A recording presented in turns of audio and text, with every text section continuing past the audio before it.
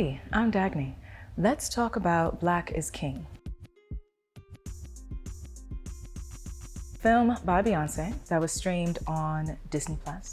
And yes, I did watch it multiple times. In this video though, I want to talk about, there are certain responses to the film that made me think. And I really liked the dialogue it seemed to have caused, even with just a trailer before the film even came out, about the conversations between Africa and its diaspora, and who can tell Africa's story and who can tell which aspect of Africa's story. I kind of turned those responses into questions for myself to think about, but also questions I want to ask y'all. First question came up in my mind is Black luxury? Is it appropriation or repatriation? The notion that, you know, part of Beyonce's like signature style is this richness, luxury, over the top, that's our mood forever vibe. And again, this is the notion, right? That the diaspora looks at, Africa's diaspora looks to Africa in this lens of luxury, which some argue drives further in the way of colonialism, capitalism, and kind of performing for the white gaze. For me, I felt like watching the film was not like offended by the richness portrayed throughout. It did not look foreign or out of place in the environment or the set that they created. I think the way for an artist to do that though, you do that through the lens of your own aesthetic, right? So I felt like this was similar to how Beyoncé will sing a song in Spanish. Well, she'll sing it in Spanish and her way of singing it, and she'll dance the song in her way of dancing. I don't think that completely changes the Spanish language or the way people dance to reggaeton. I feel there's this underlying notion that if one is portraying something that not all of Africa could actually experience for themselves, there's a problem with it. Or it's not right to do that, because then you are a colonizer if you're doing that. Which I hear you, I do. While on the other hand, I also could see that this portraying of Black luxury with an African context as repatriation, taking hold of reparations that still have yet to be paid. When if it's people of your own color being able to bring it, or portray it, or empower it, or create the foundation for it, is that all a bad thing? Especially if everyone is given credit and was technically empowered because they were also paid and given a platform that is really going to, or we hope, really changes the trajectory and the depth of where their own work and art will go. With that one, and that's not only an African thing, I feel the whole Black luxury, Black excellence motif also gets criticism even within the Black American community. Taking note of certain portions of it seem to be successful primarily due to its proximity to whiteness. And then basically anybody who is showcasing Black luxury or so-called Black excellence is lumped into that category, regardless whether or not they actually are doing that. My next question, does Blackness, or does being African, does it have to be rooted in struggle and poverty? I don't think so. It's part of the collective story of a people, but does that strip away from your identity? I don't think so. I feel it does influence your experience and the way you think through things or the way you solve things due to the circumstances you were brought up in. This notion of, like, you're not really African because you didn't live in the village, or you haven't been chewing stones, or you weren't abused, or you have not struggled the way an African has, so you cannot possibly be African. And this is interesting because this is the same type of conversation that happened within the Black community in America. The difference between those who came from the hood and those who came from the suburbs. The difference between those who go from one school to the other. the difference of how one Black person speaks and the other Black person speaks. And this notion of, you know, you're less Black if you speak a certain way, or you're more Black because you've gone through certain experiences. And those sort of conversations always made me wonder, like, is this us questioning these sorts of things, or does someone from outside plant this seed of self-doubt and needing to create more barriers between ourselves? I'm not sure. I feel like both can exist. To me, I feel the real thing that should be focused on in that conversation of having these different, like the fragments of different types of people within Africa and within the African diaspora when it comes to socioeconomic circumstances or just life upbringing.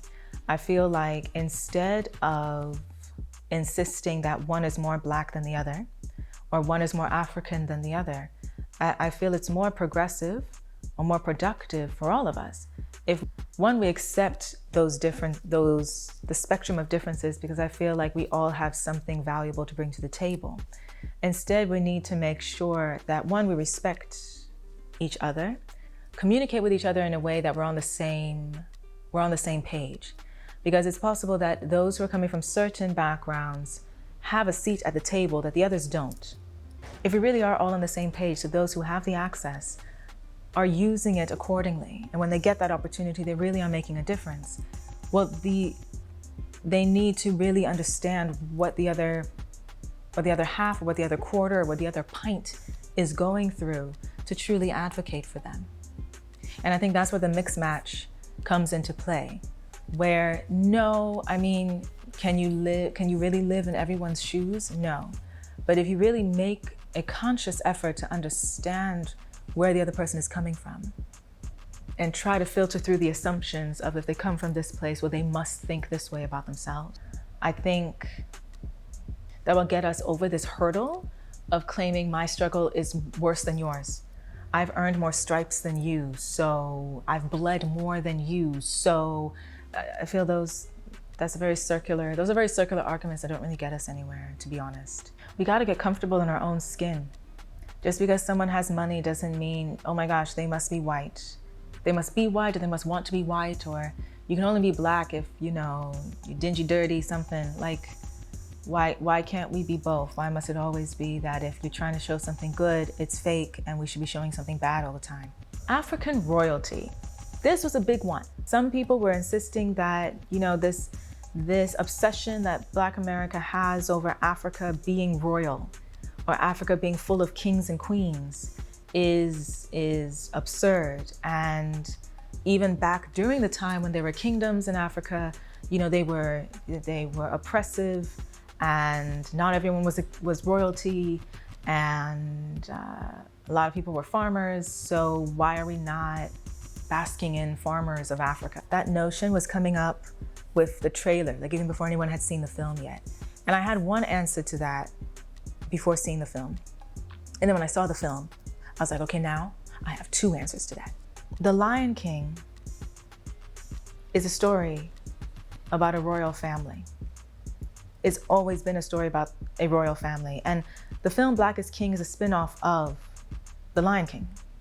Secondly, it made me think of the need, historically and continually, for Black America to reclaim their identity through representation, visuals, music, art, fashion, gestures, mannerisms, everything.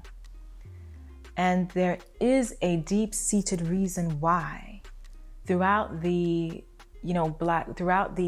variety of phases that this whole Black pride notion in America has been through, there is this need of kings and queens, Black kings and Black queens. And the reasoning behind that, for me, because everybody else is insisting that Black is criminal, and Black is dirt, and Black has no value.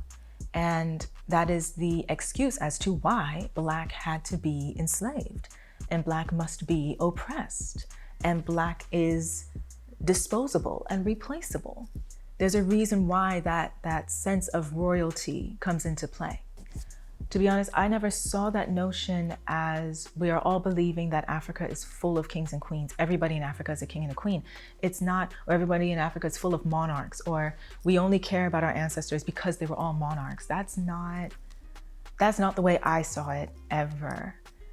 To me, it was more of an internal self-love, self-esteem, pushing to collectively bring freedom, intellectual freedom, to our people by insisting that no, you need to walk as if you do still wear your crown on your head. Because even though they tried to take it from you, they didn't. It's still there. So you need to carry yourself as such. In terms of those who are criticizing, some of them are from and based in Africa. Some of them are from and based in the diaspora. Those who are praising it, some are from and based in Africa, some are from and based in the diaspora. So it wasn't a like us versus them sort of thing. It was quite fragmented throughout the spectrum of people. But the overall sentiment that it got me thinking about was that Africa represents different things for different people. Or more so, Africa represents different things for all Black people. For some, Africa is home and is easily accessible. And for others, Africa is freedom and needs to be celebrated and protected at all times. And I feel like both of those sentiments can exist. Like there's more than enough room for both of those sentiments to exist, right? As long as both of them respect each other. Because I think both of them are needed. Those in the group that's the first group, have a lot to offer, but do they have a seat at the table in places that make a difference? Those in the second group, they have a lot to offer. Are they using their access effectively? Coming full circle, I think those are the types of questions to ask as opposed to which of those groups are more Black or which of those groups are more African. That does mean though that we both have to agree to share Africa, yes? In terms of the film itself, I loved the wardrobe, I loved the imagery, I loved the fact that so many Africans were a part of the project and got full credit for it. I loved that. I loved all of that. Speaking to music and what goes viral, I think both of the groups that I described, I think both can agree with the balance or dilemma when it comes to ownership, because this makes me think of that song, Coupe, is it called? Where you do this dance, right, to it? Or this was what made it go, because all of a sudden everyone's doing this challenge on social media, right? But the actual artist behind that song, who was a Ghanaian artist, he's not the one who got all of the global viral credit. It was those gentlemen in France who started the challenge, and then next thing you know, they're on TV shows, and oh my gosh, and they're getting all these followers and all these opportunities and all of this. And I mean, they were all quite handsome, yes, and they looked like they were having fun. I feel that opens up the conversation, which maybe we can have in another video, of this deal of ownership of channels and data. And if the artist doesn't have access to that, but somebody else does and pushes their work, so then everybody knew that song, is that a win for the artist or a loss? I don't know, because the men were not claiming they owned the song, but we all remember them when we hear that song instead of remembering the artist who created the song. And that has been somewhat of a pattern sometimes in some African art forms, in particular dance and music and even fashion. I think what Beyoncé does with Black is King is create a blueprint that can continue to evolve on how to interact with the depth of creativity and innovation and vibrance that is from Africa in a way that gives them credit where it's due, provides them access where it's due, and allow them to maintain ownership of it. So yeah.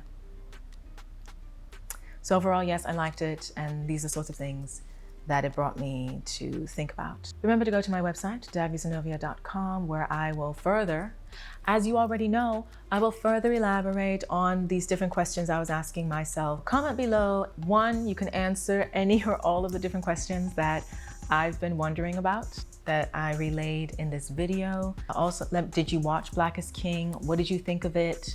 Not only at, what did you think of it in terms of artwork in itself? And what did you think of it in terms of the conversation of connecting, you know, bridging, healing the distance between Africa and its diaspora? Comment below and let me know. Thank you so much for watching. Be safe. I'll see you next time.